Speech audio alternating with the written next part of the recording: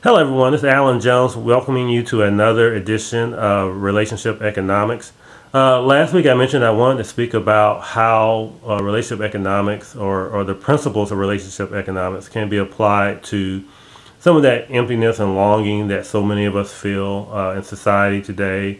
Some of it can be brought on by job loss or difficulty in relationships or issues from our childhood.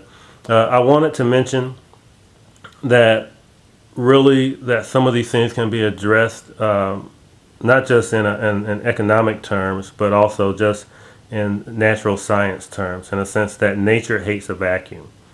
And I would say in economic terms that that's true as well. If there's a restaurant that goes out of business, if every restaurant goes out of business for some reason, for health violations, whatnot, somebody else will come in and fill that void. Well, I think our lives are a lot like that, where this physical flesh that we have is filled with something, the spirit that you have. And I think that all too often when we don't fill it with good things, then it'll be filled with negative things. So engaging others, initiating and participating in volunteer efforts, surrounding yourself with positive people. And when I say positive people, I don't mean people that are going to blow smoke up your behind. I mean people who understand and are centered and have a sense of discernment. People that, when I say they're positive, is that they attempt to affect change in your life for good. That they're pouring good things into you. Not that they always agree with you, but they're pouring good things into you. And that if you feel yourself, feel this vacuum, that the emptiness that you feel, the lack of satisfaction in material things, having everything in the world and no one to share it with, is a common statement that I find to be true.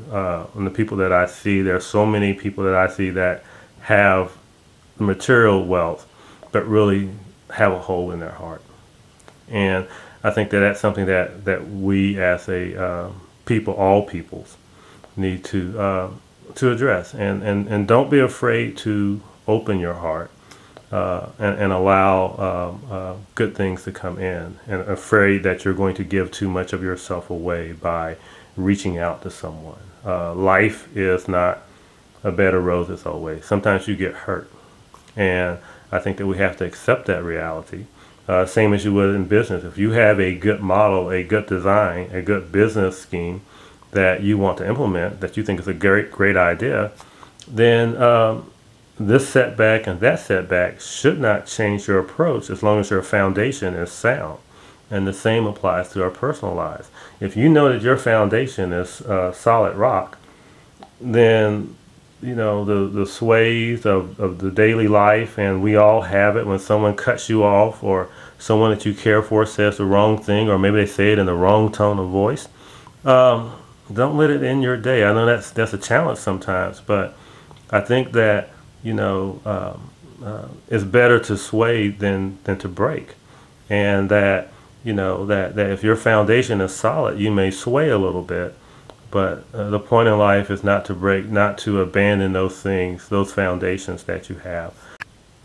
Another thing to mention too about someone having a hole in their heart. I think as in life, when you find yourself in a hole, you've dug yourself into a hole, the first thing is to stop digging.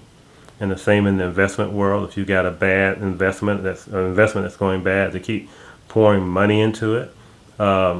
If you can, legally and ethically, get out of it, one should. I think the same thing is true in your personal life and relationships.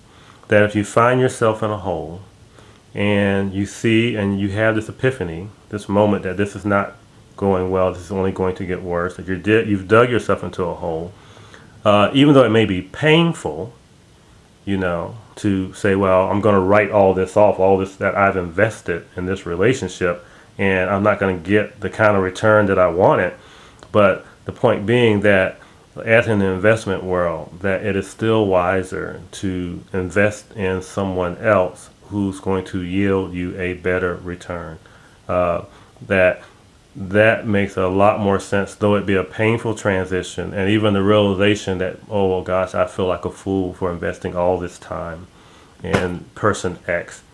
but there's person Y out there, you may not even know who they are.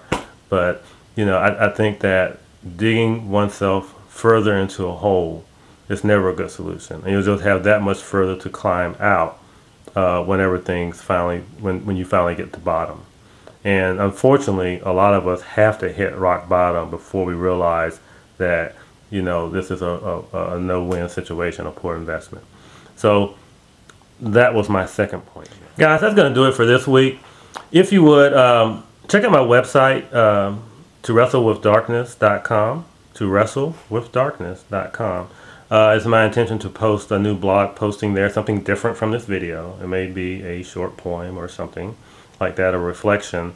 Check that out if you could. Also, next week, the long delayed, because of other events, but the long delayed discussion on infidelity and the in terms of relationship economics, the pros and the cons, what's the benefit, what's the cost. So until then, be blessed, be safe. Look forward to seeing you all next week. Take care.